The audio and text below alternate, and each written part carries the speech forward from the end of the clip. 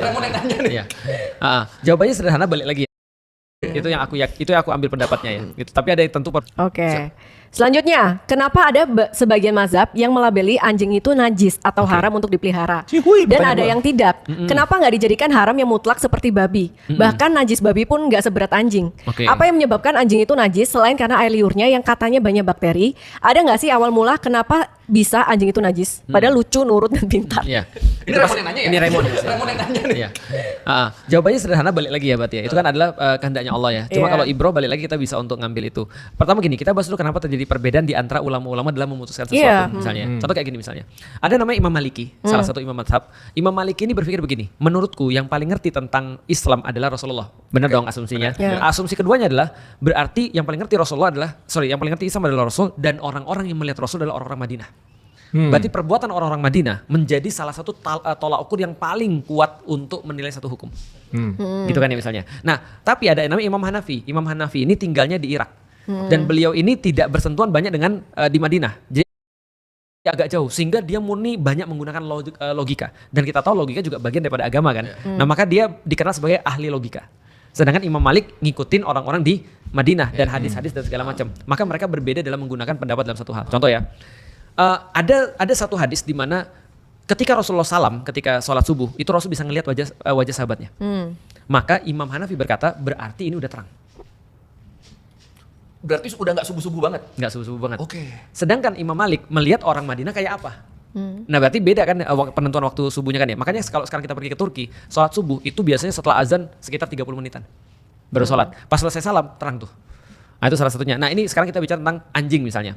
Ada orang berpendapat ketika misalnya Rasul suruh untuk bersihin bersihin 7 kali salah satunya menggunakan tanah misalnya. Ada yang memaknai itu adalah sesuatu yang berat berarti.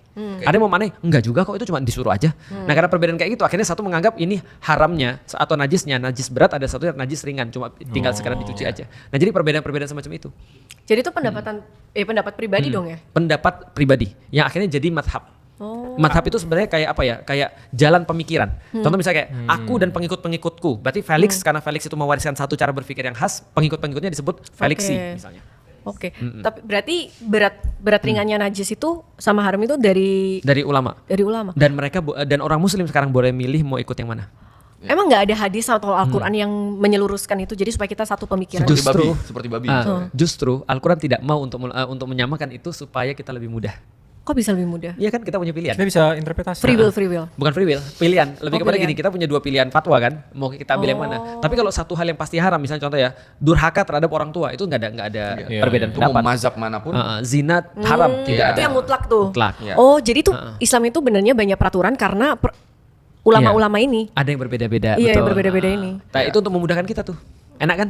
Tapi just to make sure, sebagai penutup sebelum kita pisahin ini ke part 2, karena gue like part 2. Aturan utamanya yaitu Al-Quran, dari pertama ada sampai sekarang itu gak ada perubahan sedikit pun. Al-Qurannya gak ada perubahan. Tapi aturan dari Al-Quran yang diterjemahkan oleh para ulama mungkin bisa jadi berbeda. Tapi misalnya dari cetakan, edisi apa ini gak ada berbeda dari Al-Quran. Gak ada berbeda. Yang ada bukan perubahan tapi misalnya kemudahan itu ada. Contoh misalnya kayak gini deh. Kalau aku SMS lu ya atau WhatsApp lu, tulisnya begini. Fair, KMDMN. Apa artinya? Kamu di mana? Kok lu bisa tahu? Udah biasa dari dulu. Kenapa KM itu bukan kami, tapi kamu? Lu langsung cepat lu mikirnya. Oh iya. Kenapa bukan kami? Kenapa kamu? Lu baca konteks kalimatnya dong. Konteksnya. Nah, bahasa Arab tuh sama, ada vokal, ada konsonan dan gak ada vokal. Berarti tiba-tiba KM, DMN, AK, KSN, Y, apa artinya? Dia gak perhatiin lebih tepatnya. Aku akan ke sana. Bukan. AK, KSN, Y. Aku kesana ya. Kenapa bukan ke sini? Kenapa bacanya ke sana? Semuanya sama baca ke sana. Iya, karena kita udah ngerti konteks. Karena kita baca konteks kan. Iya. Nah, di dalam Al-Qur'an awalnya cuma ada DZLK. Apa nih DZLK bisa jadi zalika, bisa jadi zilika, bisa jadi zuluka, bisa jadi zulika. Nah, maka terus kemudian karena nggak semua orang tahu konteksnya, kalau ini KM DSN Y disuruh baca orang Inggris, bingung lah dia. Sean doesn't mean ya kan? The Bluetooth. Nah, makanya dimudahkan oleh beberapa orang dikasih fathah, dikasih doma supaya bisa dibaca A, I atau U. Nah, bisa dibaca ba, ta atau tha itu dikasih tanda-tanda. Jadi dimudahkan. Itu tapi yang nggak ada dilakukan di Khalifah Utsman kalau nggak salah ya. Betul, itu yang pertama kali mengumpulkan- dibukukan tuh di zaman itu Utsman. kan. Terus kemudian nanti ada yang khalifah yang menambahkan cara baca. Karena zaman dulu ta, ba sama na sama ya sama. Nah, orang bisa baca itu tadi ya, bisa baca konteks gitu kan ya. Nah, tapi kalau sekarang orang nggak bisa baca konteks, ditambahin titik, terus ditambahin fathah, domah, kasroh dan segala macam. Jadi Oke. nggak berubah, cuma dimudahkan. Oke. Ini sangat layak untuk menjadi part 2. Iya. Karena gue ada beberapa pertanyaan tentang Quran juga, tapi part 2 aja biar jawabannya lengkap. Nice. Oke. Siap.